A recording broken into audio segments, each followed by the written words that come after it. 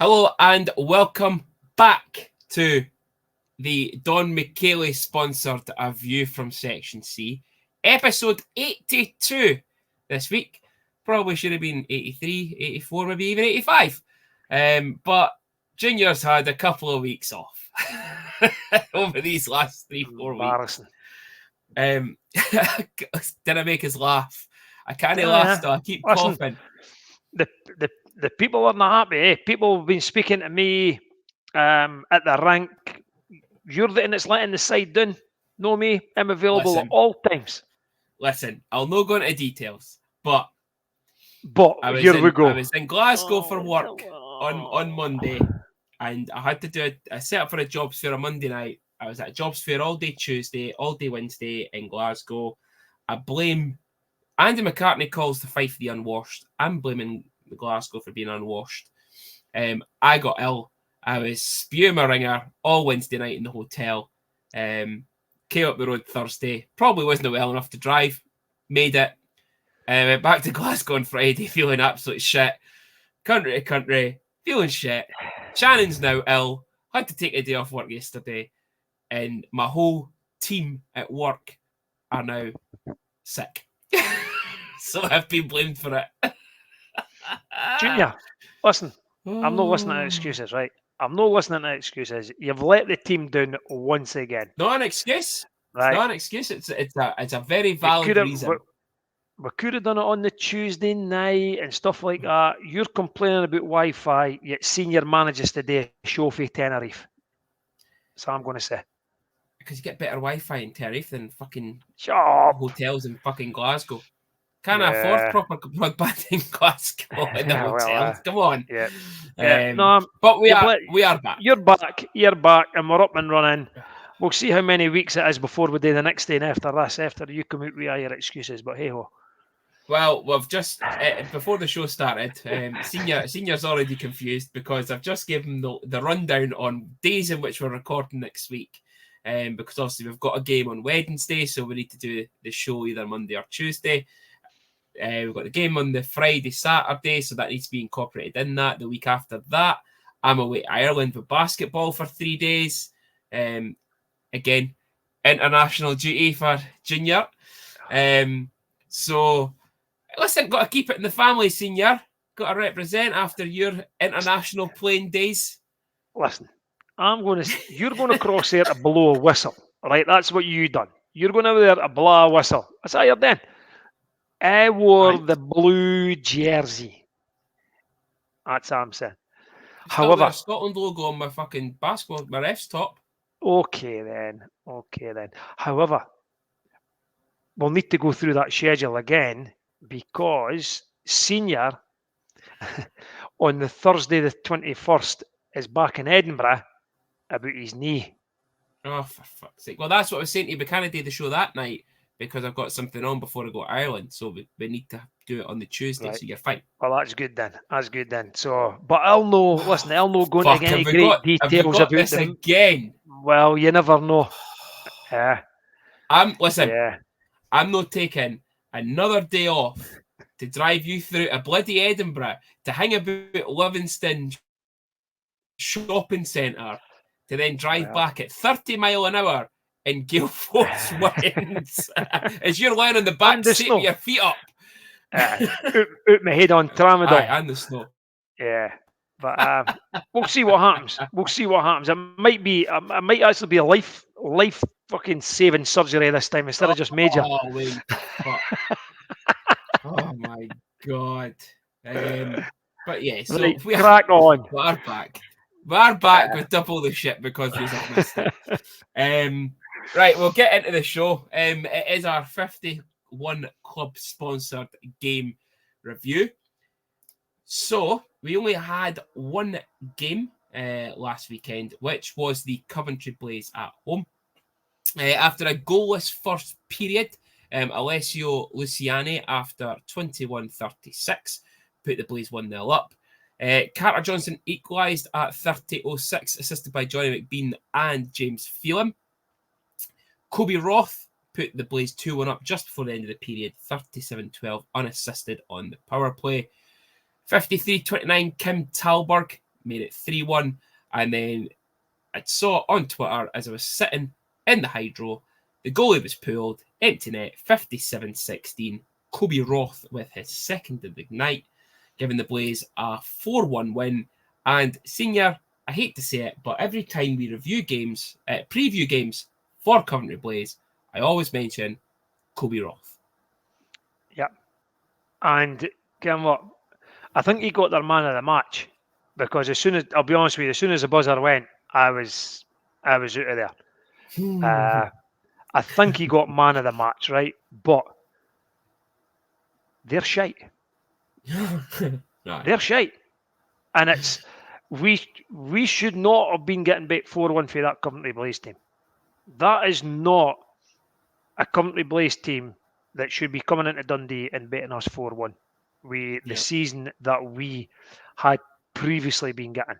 I just don't know what happened.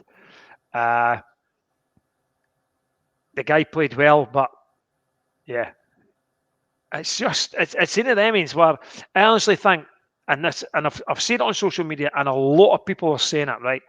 This isn't a dig at Lucas Brine, right? But if Kevin plays, we play a different game when Kevin Carr plays. And I think when Lucas plays, we collapse too far back on top of him. The lad, he can't see pucks. He's struggling to see pucks. He'll probably want the first goal back. The second goal, the power play, right? Now, as we know, we are Team Stripes on here, okay? And our good friend Graham came on the show. But I think Graham fucked up. I think he's made a mistake where there was an interference that seemed to be on Ryan Valentini mid-ice. The guy, I think it was McNulty, clashes into him. Then what happens is it gets missed. Valentini's out the game, and then a slash gets called on, I can't remember, but it was into the D-men. Valentini goes back at Graham again and gets a misconduct, and then becomes a 5-on-3. The score, 2-1. And then for there, the game could have went either way. It was a piss poor game, being honest with you. Yeah.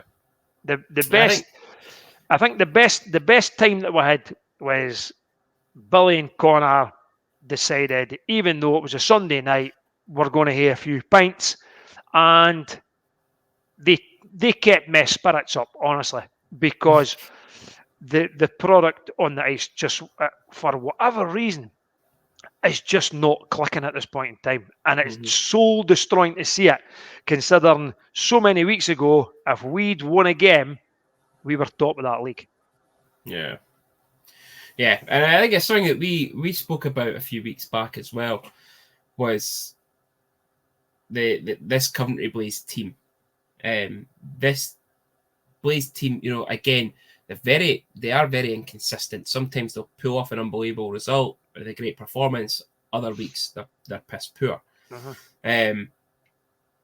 But this is probably what, and Coventry fans have said it as well, this is probably one of the worst teams that Danny Stewart has put together for the Blaze. Now, whether or not, it's not that they're necessarily bad players, it's just maybe that they're not clicking to the systems that he wants to run. But it's one of the poorer teams he's put together.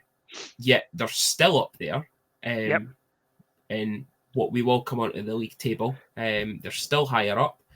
They're still grinding out results. And even Danny said that in his post-game interview, that both teams were scrappy. Both teams were not at their best. Both teams were poor. And he's absolutely bang on. And I can understand what Coventry fans are saying. It's like whatever game they play in, whether it's at home or whether it's away, they play it like a road game. That's the kind of game they just grind it out.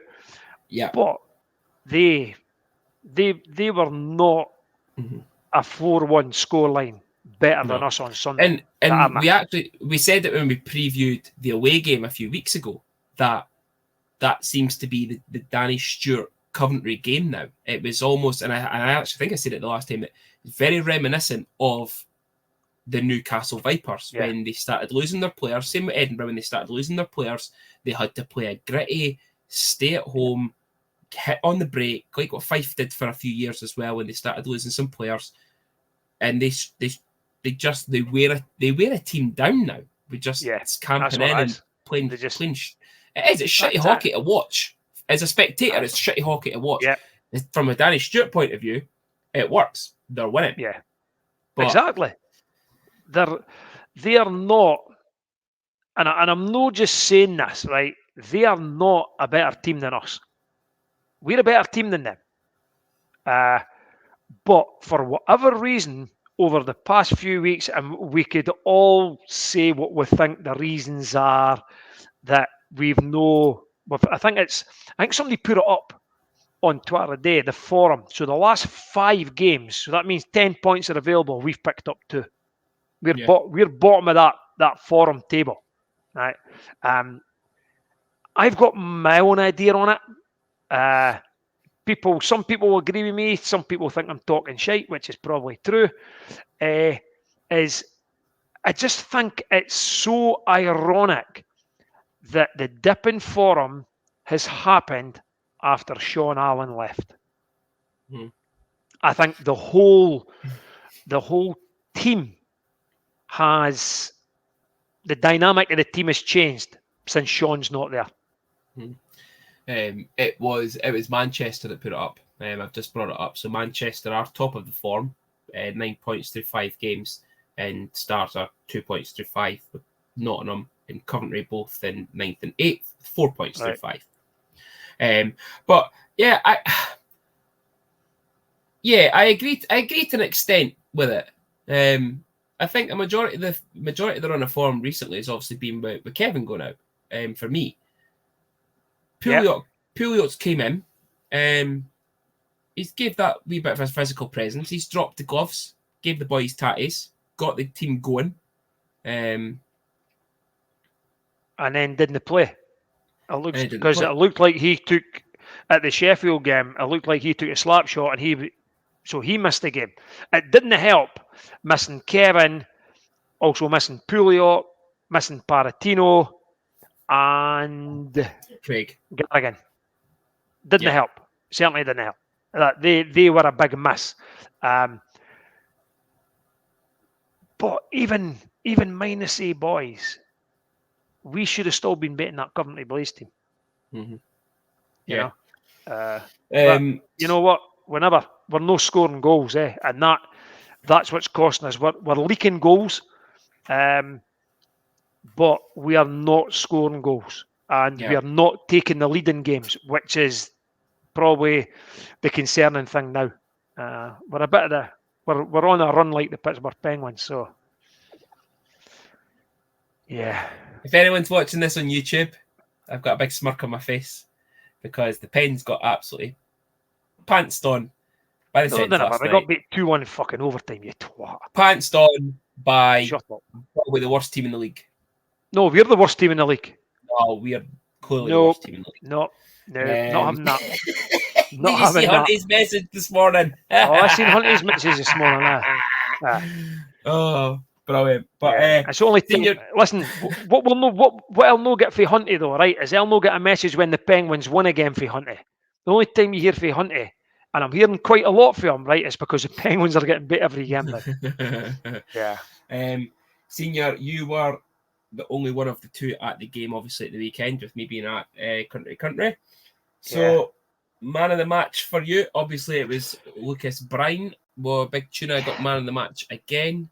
No, I'm sorry. Like I do. I like the laddie. I do. I think Lucas will be embarrassed picking up man of the matches every time we get bit. I think it doesn't help the guy. Doesn't help him.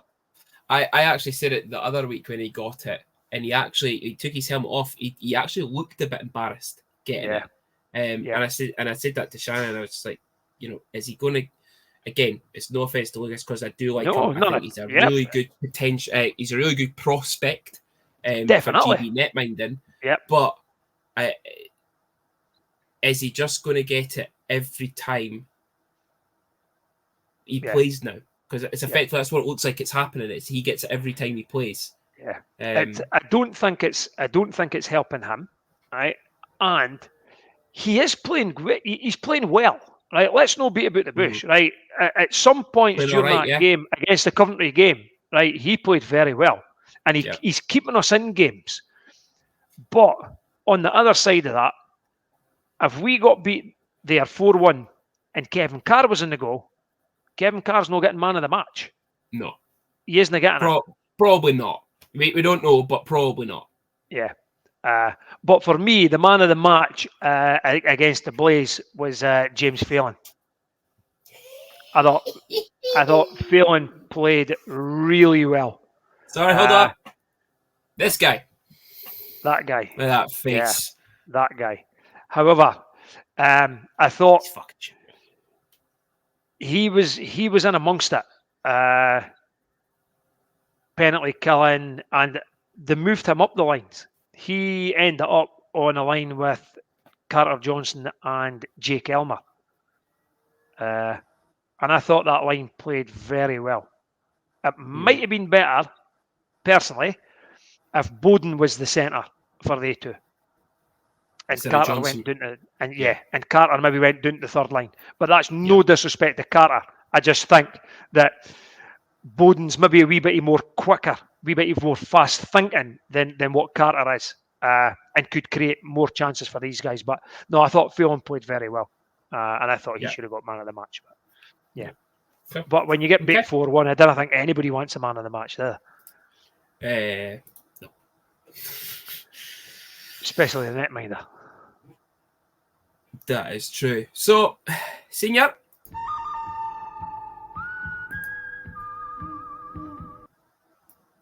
It does bring us on to the good, the bad, and the ugly. And I'll save you now. Your good is Junior's back on screen. Come on, Junior. It might well be. It might well be. No, I'll tell you what the good is, right? The retro jerseys. Pittsburgh? Nope. Oh, okay. The retro jerseys. They are good. I'm telling you now. Everybody's all over them. Senior. And I honestly do hope they bring out replicas, because the club would make an absolute fortune if they make them replica jerseys. It's probably the best jersey we've had. And if we don't do it this year, I'd like to think they could maybe make that the jersey for next season.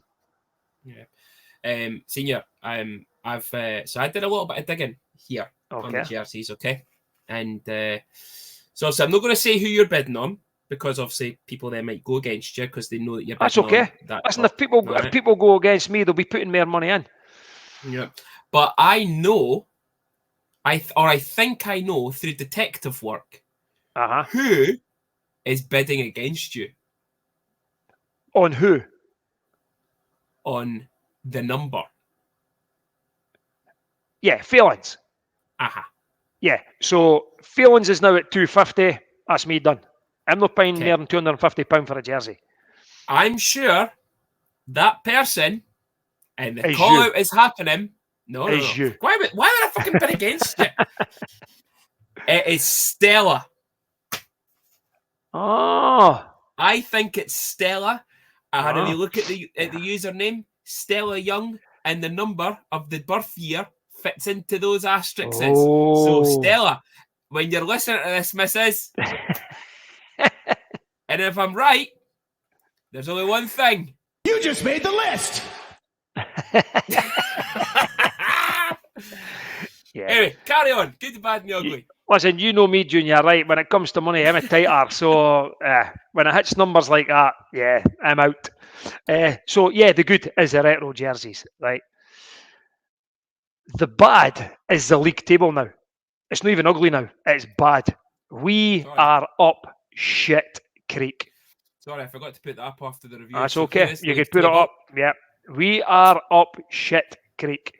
So Nottingham, bottom of the league, on 39 points through 45 games, catching up. Dundee Stars, now in 9th, out of the playoffs.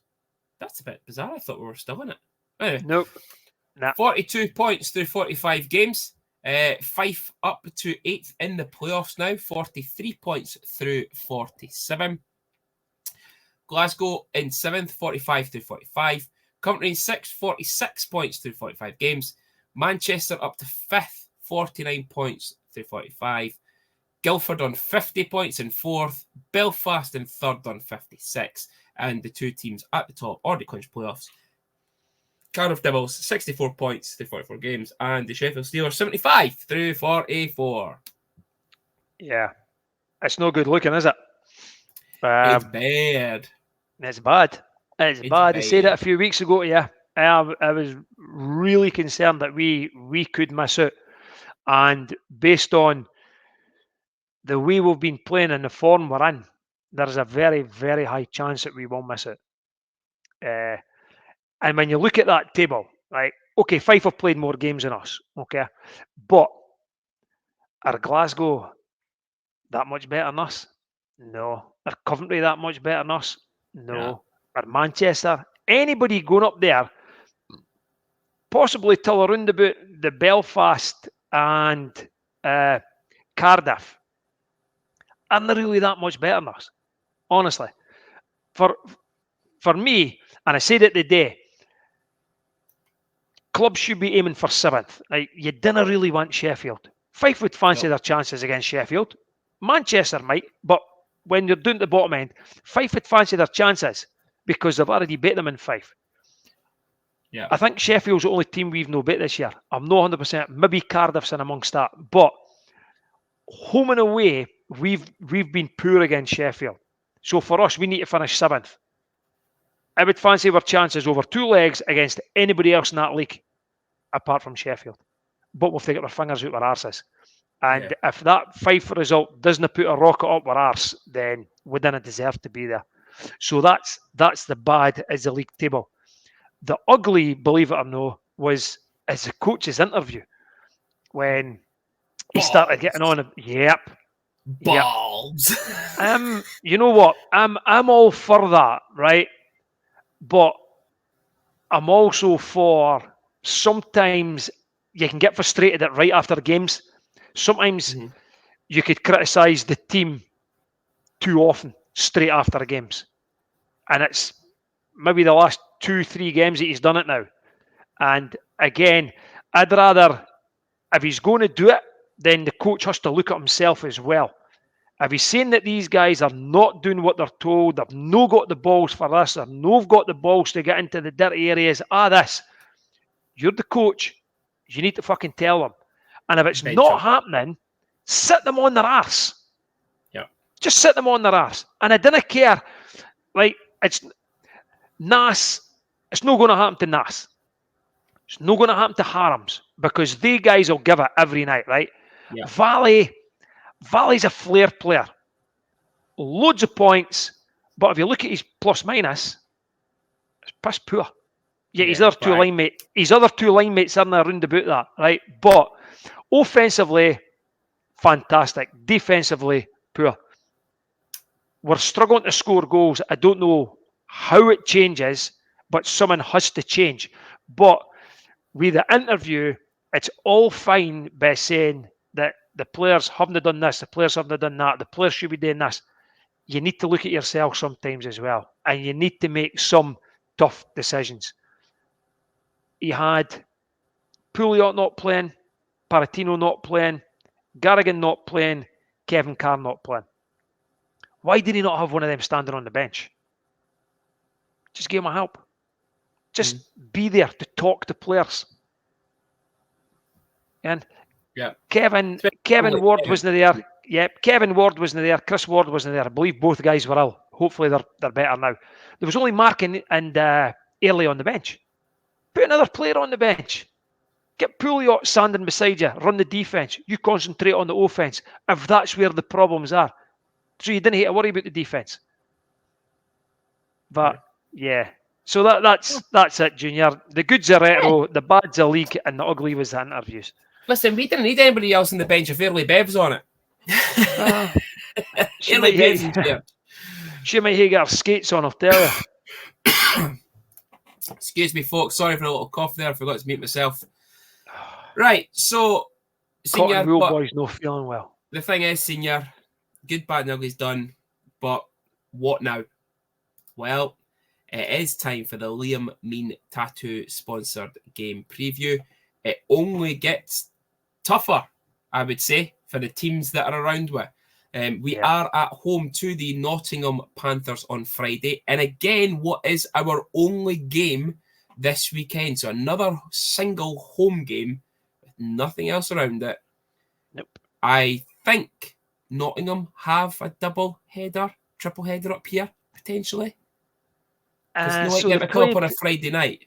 yeah, so obviously they played Fife last night. This is, what day is this? Fucking hell, This calendar. is Wednesday. Wednesday. Wednesday. Aye. Yeah. So this is the Orange Bastards versus the Tory Bastards Cup final tonight, is it? Yeah. So they played Fife last night. Do you like that? That was a good one, is it? Fucking love it. Hope both teams lose. But I don't know who Nottingham have got. I'm going to say they'll at least have Friday you're and wrong. Saturday. Yeah. So they've got us at home on Friday. Us away at home. Us at home on Friday. And then they are away to Sheffield on Saturday, and that's it. All right. Okay. So it's not a Scottish weekend. So I was thinking they might have had a double header and they had a lot of fans coming up, but I wouldn't think they would because they'll all be at home or go to Sheffield. So yeah. Aye. Interesting. Massive. And I can would you have these joked about this, massive, but wow. It doesn't get bigger now, eh?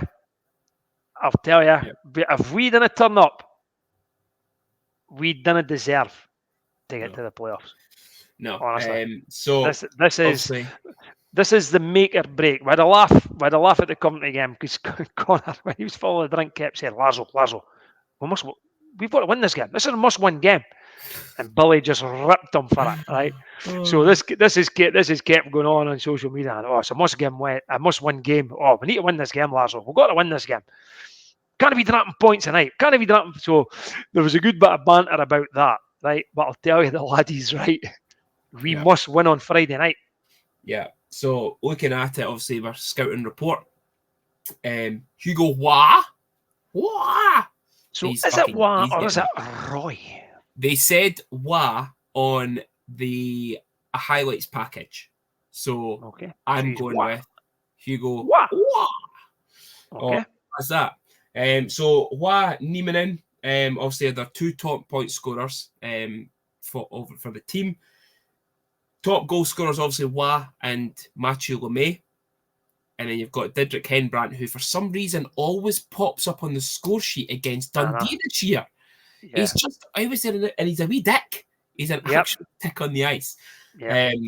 So big game on Friday night. Because they win that's them right back in it. Junior, I'll be honest with you, they're right back in it now. I don't know. They're right back in it. Tough running. Yeah, I must admit, I was surprised that they got beat for Fife last night, and that'll know have went down well with the Flyers fans. But I thought Nottingham would have beat them. Yeah, especially on a Tuesday night, daft day for a game. Travel down to Nottingham, play the game. Fife, Owen saved them again last night, as the reports that have came through. Which that's what he does. For us, it's going to depend on if Kevin's playing. Yeah. And again, I'll say it again because I know some people within the club listen. That's no slight on the backup, because I'll tell you, I would have these two guys back in tandem again next year. Both of them. Yeah. Guaranteed. Yeah. It changes the dynamic of the way we play if Lucas is playing. We're a totally different team. Shouldn't it be? Yeah. We should just continue to play the way we play. So Nottingham's running, obviously, after us on Friday. The next two games are Sheffield away, Sheffield home, Cardiff away, Fife away, Coventry home, Glasgow home, and then Manchester home and away for the last game of the season. That's tough. So they've got a tough run in. Yeah. And they'll have to squash games in because they'll be behind. They're behind everybody else in games. I'm expecting nothing but a win, Junior. Absolutely. And I'm just Yeah, you know. hoping that suddenly we find our goal scoring touch and begin to light it up. Yeah. But Stojanovic, if it's him, it might be him that'll play. I think it will be. Chances are it will be him that'll play. Yeah. Depends on how, if he's on top form, it's going to be difficult. But if we could get, I think if we get an early lead, I think we'll be okay, because it means they need to open up. Yeah. And then when teams open up against us, then we create a lot more chances. Yeah. Yeah. Okay then. Predictions. 6-3 Stars. We're opening up. 3 Stars. I'm going to say 4-2 Stars. And it's going to be an empty net goal. Okay. All right. Ryan Valentini's been listening to me, and he's going to say to himself, prove that big specky dick right wrong. I'm telling you. He's coming in with about 3 or 4. Valentini masterclass incoming. Yeah. Senior. You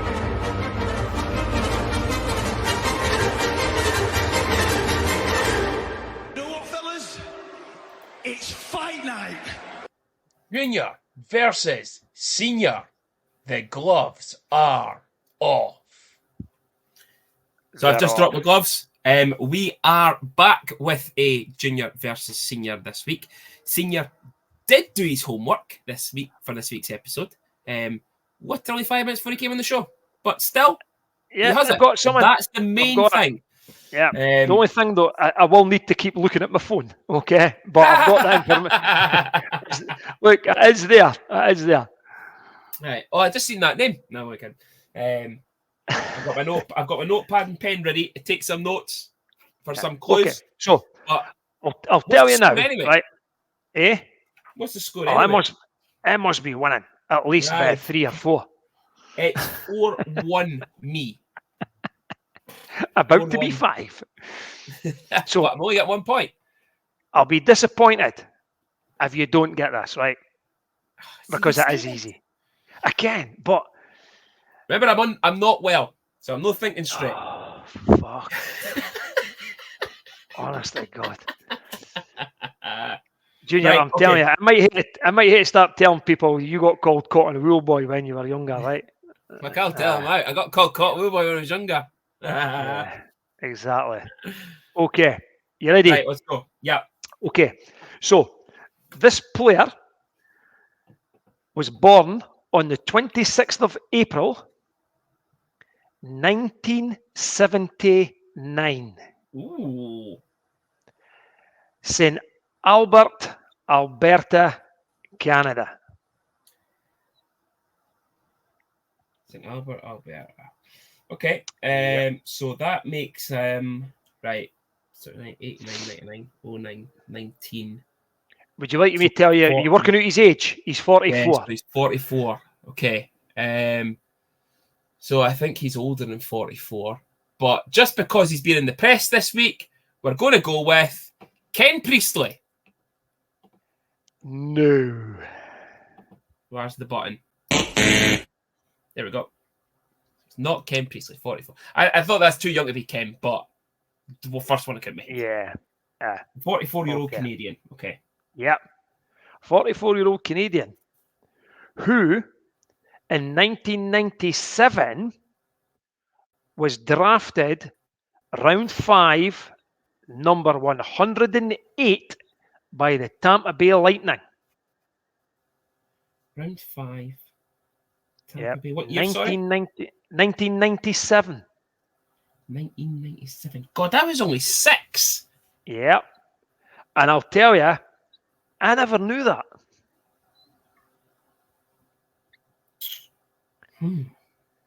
You never knew that he was Nope. drafted then. Nope. Okay. I never knew that he was drafted. 1979, 44-year-old, drafted by Yep. Tampa. The only person I could think it was drafted by Tampa was Kevin Quick. He's definitely not 44. Right, I'm trying to think. So we're probably looking at BNL days here because he is older. So maybe towards the end of the BNL.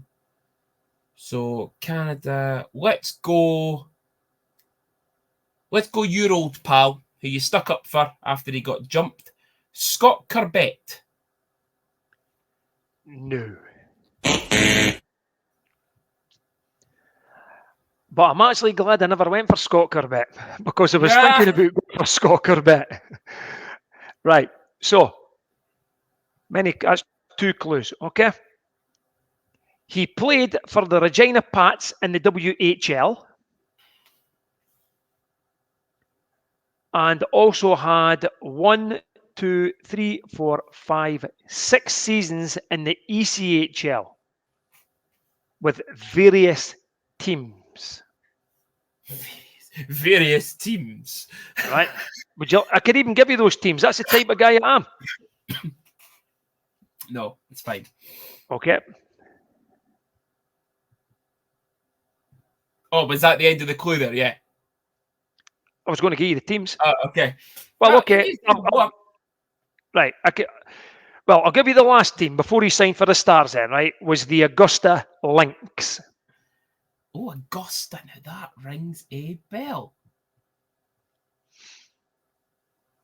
That rings a bell.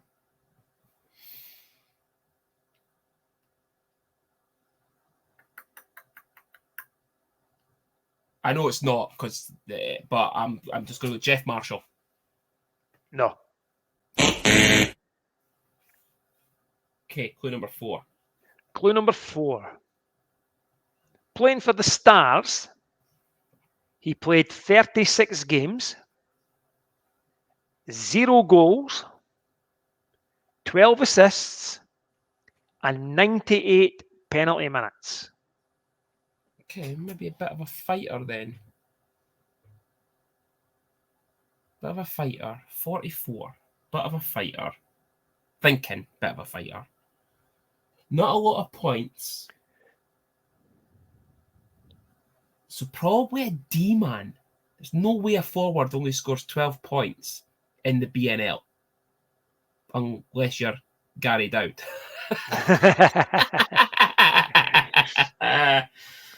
Drafted by Tampa.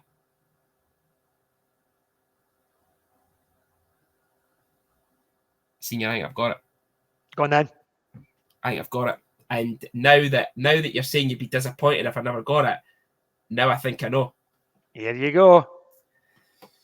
Senior, the player you are thinking of is none other than the big man himself that fucking ragdolled Scott Campbell in Newcastle. It's 55, Mark Thompson. There you go. Big Tomo. Big Tomo. You got the last clue because the last clue was you've got the photograph and you've still got the jersey. Yeah. So the clues were quite shit, but I was going to give you it at the end anyway. Big Mark Thompson. Hey, clues were shit, but Junior still pulled it in the Listen, bag. I'll tell you, people who are listening, right? Oh, what a player he was. Go on YouTube and Google Mark Thompson Dundee Stars versus the Newcastle Vipers. Yeah. Yeah. You will see him running Rob Trumbley and then absolutely ragdolling Scott Campbell. Yeah. Now, does he not have a family member that's playing for the Stars now? Who, Tomo? Yeah. Or Well, I couldn't tell you. Or there was someone last year or the year before or something. You had like a distant relative, like a cousin or a nephew or something. That don't know. There's something about it coming back in my head that you had someone playing. But yeah, that game. Yeah. Oh, probably had one of the best fights that I've ever seen. Was Jason Smear against Paul Ferrone. Yeah. Yeah. One of the greatest fights I've ever seen. Yeah. Two boys just standing there knocking the shit out one another and then just saying, okay, we're done. Yeah.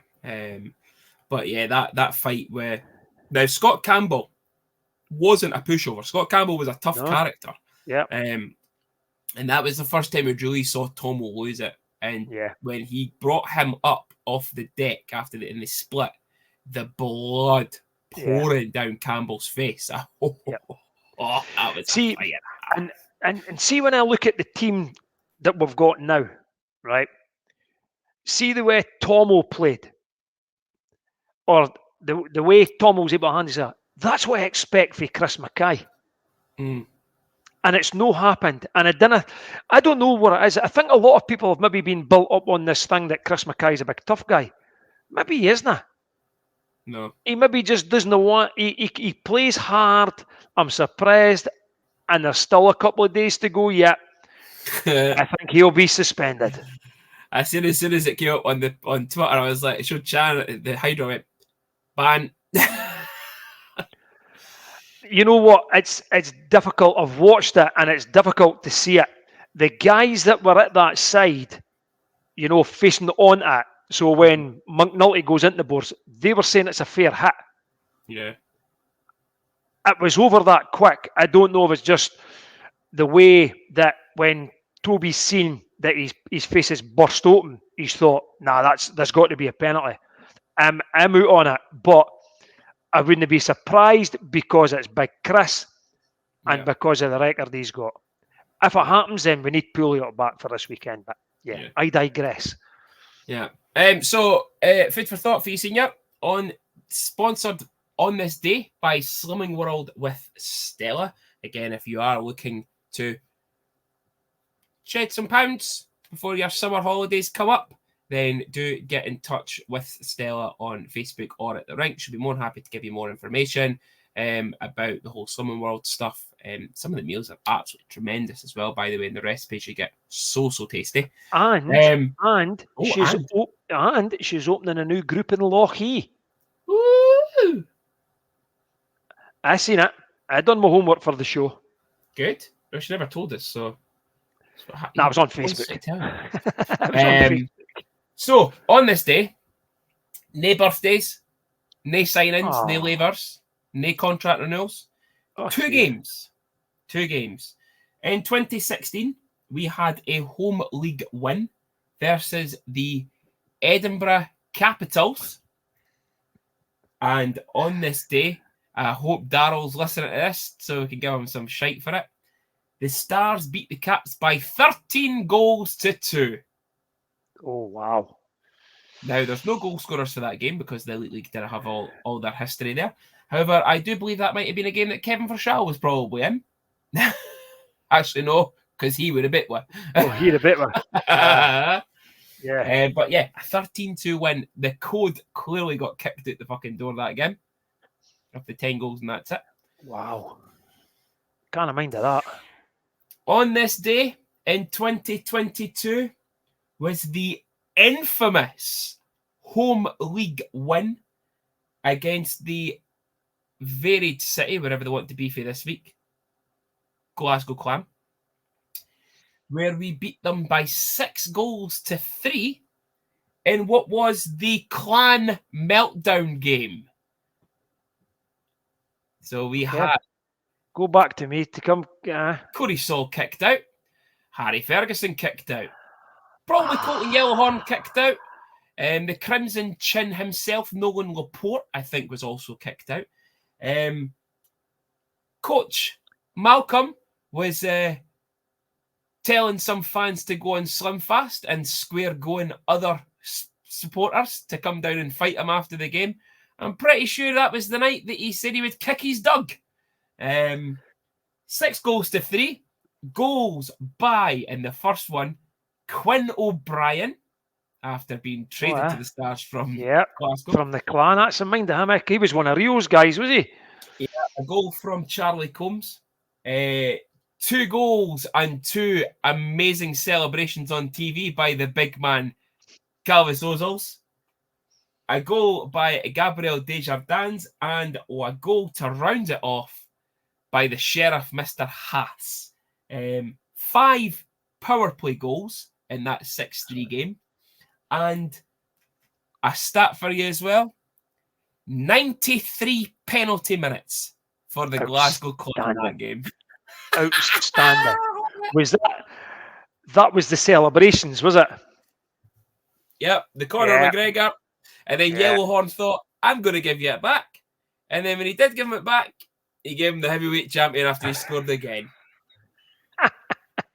Absolutely love it. So, yes, on this day in 2022 was the Clan Meltdown game, which was fucking brilliant. On the telly. Yes. Love it. Love it. That is all for On This Day. That was a good one. I enjoyed that one, especially with the Clan Meltdown.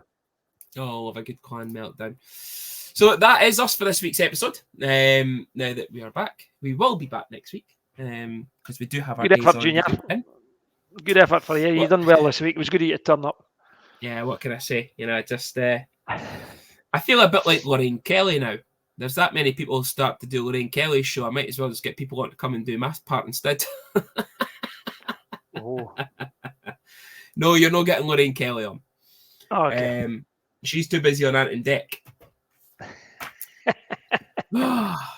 See, I knew that tickle him because I know he loves his Ant and Dec.